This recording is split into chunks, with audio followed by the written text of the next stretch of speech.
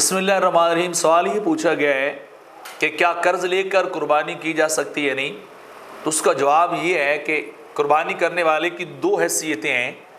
Number ایک تو وہ صاحب مال ہے، صاحب نصاب ہے، اور قربانی اس کے اوپر واجب ہو چکی شرعی طور پر، لیکن کسی وجہ سے اس کے پاس جیب میں پیسے نہیں ہیں، روپے پیسہ نہیں ہے، لیکویڈیٹی اس کے پاس نہیں ہے، تو وہ کسی دوست سے پیسے ادھار لے کے جانور خرید سکتا ہے اور قربان کر سکتا ہے، بعد میں اس کو دے دے گا، چونکہ ابھی وہ صاحب نصاب ہے اور ابھی اس کے پاس پیسے نہیں ہیں، تو اس سے تو کوئی فرق نہیں پڑتا۔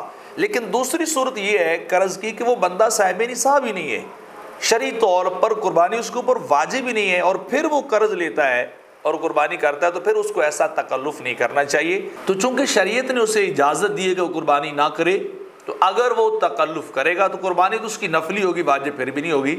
تو لہٰذا غیر صاحب نصاب، جن کی صاحب نصاب نہیں، اس کا قرض لے کر قربانی کرنا، اس کا شریعت نے اس کو حکم نہیں دیا ہے۔